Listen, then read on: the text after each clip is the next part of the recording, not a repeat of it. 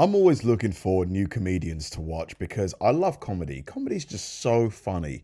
It's just so fun as well. So I've recently got into Larry the Cable Guy, Jeff Foxworthy, but I think I need more. Like, my thirst for comedy is unquenchable. So I've just found this guy. His name is Bill Engvall. So, I mean, his videos get a lot of views, so I'm hoping he's good. Tell you one my dad told me on them. As they got older, you know, Grandma and Grandpa, they couldn't get out of the house much, so Dad put them on this group called Meals on Wheels, which is a wonderful organization that serves meals to senior citizens and the homebound. Well, as Grandma got older, she started visiting people on other planets we didn't know existed. And one day their Meals on Wheels lunches was late, and my grandmother got so mad, she called 911 to complain. Oh, come on. Wouldn't you have loved to have heard that phone conversation? 911, what's your emergency? Well, we're about to damn starve to death. That's what the damn emergency is. Ma'am, is there anybody dead there? There's going to be 2 dead people if we don't get some sandwiches real quick. Well, my father told me this story. Well, y'all, I'm a comedian. You cannot hand me a loaded gun like that and not think it's not going to go off at some point. Well, my grandparents passed away about 15 years ago. Well, one morning, a couple of years back, I got up and I called my house. Well, remember, that's one little small town in Texas. And my mom answered the phone, and she goes, hello? And I said, Ms. Engvall? She said, yes. I said, this is Sergeant Johnson with the Georgetown Police Department. She said, oh my God, is everything all right? And I said, oh yes, ma'am, I'm sorry. Everything is fine. I said, listen, we're just clearing out our books for the end of the year, and we noticed that we had to send out emergency vehicles out to your mother-in-law's house because she called 911 about their Meals on Wheels lunches being late. And my mother goes, you need to speak to my husband. I mean, she threw him right under the bus. There was no, we're sorry, we'll make it okay. It's his mama, deal with him. Savage. And I said, well, is he home? And she said, well, yes, officer, he is, but he's in the shower. And I said, well, ma'am, if you could get him, that'd be great. And she goes, well, all right. And she sets the phone down. Well, you know when folks set the phone down, you can still hear the conversation. Yep. And I hear my mother go, Bill, it's the police. They want to talk to you about your mother. And I hear my father yell from the shower, my mother's dead.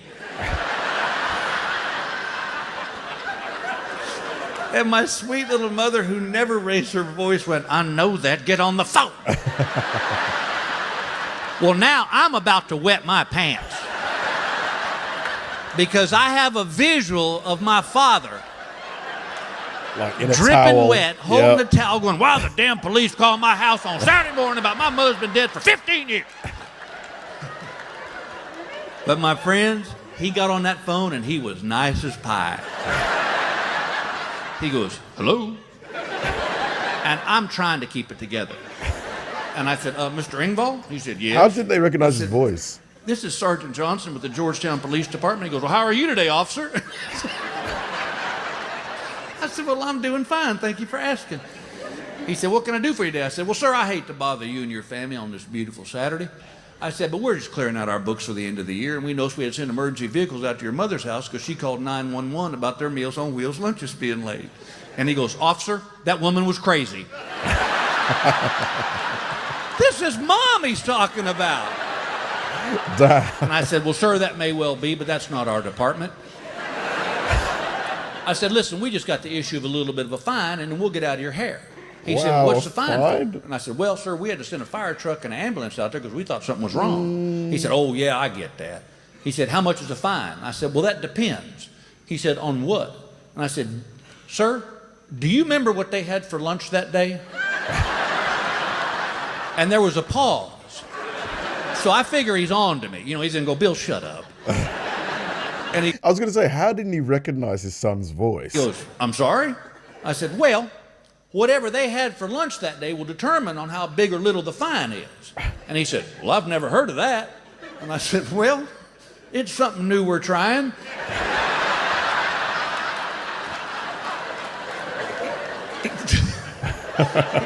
He said, well, how does it work? And I said, well, funny you should ask. I said, all right, sir, let's say they had a bowl of soup for lunch. Well, that fine's only like $10. But if they had like a meatloaf sandwich, sir, you ever done this? Your wife cooks you meatloaf on a Monday night. Well, then that next day you cut you a cold slab of meatloaf with mustard, mayonnaise, pickles, lettuce, onions. He goes, oh, I love them sandwiches. I said, well, that's going to be a little more money. Can you understand that? And he goes, yeah, that makes sense. Really? And this is an educated man. He's not. His dad just believes him. As soon as the guy said he was a cop, he was just like, I'm gonna believe everything he says. Some rube from the sticks. So I said, so if you could think what they had for lunch that day, we'll get this whole mess cleared up and you can go on with your weekend. He goes, boy, I'm just trying to think, officer. He goes, I don't remember what they had for lunch that day. I said, well, maybe your wife knows. And he goes, hey, good idea. And he gives her back the phone. He goes, hey, Mary, what'd they have for lunch that day? She goes, hell, I don't know. That was 15 years ago. He said, officer, we can't remember what they had for lunch that day. That was just too far back. I said, boy, we really want to get this cleared up, sir. I said, just think really hard. I mean, did they have a salad? Because, well, then that's only like $15. But if they had like a turkey sandwich. Now, sir, you ever done this? Your wife cooks you Thanksgiving dinner. Well, then that next day he takes some of that turkey with some dressing and cranberry sauce. He goes, oh, hell, that's my favorite sandwich of all. I said, well, that's going to be a hell of a lot more money. He goes, I bet it is. And I'm not even disguising my voice. This is his only son speaking to him. So I said, so just, sir, think really hard, man. What was it they had for lunch that day? And we'll get this whole thing cleared up and you can go on with your weekend. He goes, officer, he goes, look, I'm going to tell you right now. He goes, I can't remember what they had for lunch that day. That's just too far back. He goes, let me do this. He said, why don't I pay the larger the amounts of fine and that'll cover everything. And I said, sir, I wish we had more folks like you in the world. But you can see how that screw up our books, right? And he goes, oh, hell yeah, I guess it would, wouldn't it? Yeah. And then she drugged me to a Renaissance fair. Holy God. I don't know if you've ever been to one of these things, but after an hour there, I now know why Romeo and Juliet killed themselves. It's just this collection of goobers that are my age. Grown men, y'all, wearing tights and a blouse and speaking in this weird English. And the only reason I even went is because she said there'd be beer there. So, and listen, if you like these things, God bless you, go have a great time. Just don't ask me to go. Because like my best friend, he's into that stuff. And he's into, every summer, he goes to a Civil War reenactment. And every year he picks the South. I'm like, dude, you lost the first time, at least pick a winning team. And so one year he talked me into going, and there's only one thing worse than a reenactment to me, it's a bad one. And this one was just cheesy. I mean, the guy that was leading the charges couldn't even lead the charge because the battery on his rascal was dead. Yeah, the northern flag had 50 stars. The southern flag wasn't any better. It was just a pillowcase with a picture of Hank Williams Jr. on it. But my friend was like all in. He was like, dude, this is just the way it was. I go, no, it's not. He goes, yeah, it is. This is authentic. And I go, I don't think Confederate soldiers used to light cigarettes with Leonard Skinner lighters. He goes, come on, man, we're doing the Battle of Bull Run today. Pick a character. And I go, no, I don't want to play.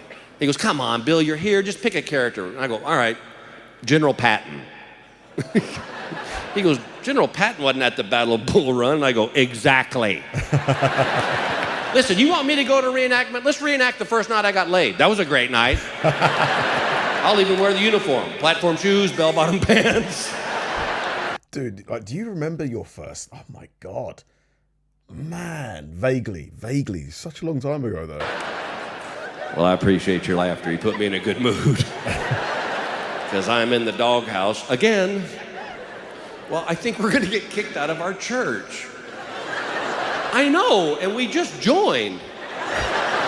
When you're joining a church, they'll usually have like a potluck dinner, and they'll invite existing members to have dinner with you, and then you play a game. We had this wonderful dinner, and then the preacher goes, all right, we're going to play trivia. And I love trivia. Music trivia, sports trivia, history, whatever. I love it. And I'm very competitive, and I like to win. He gets to our table. Here was our question. Where do women have the curliest hair?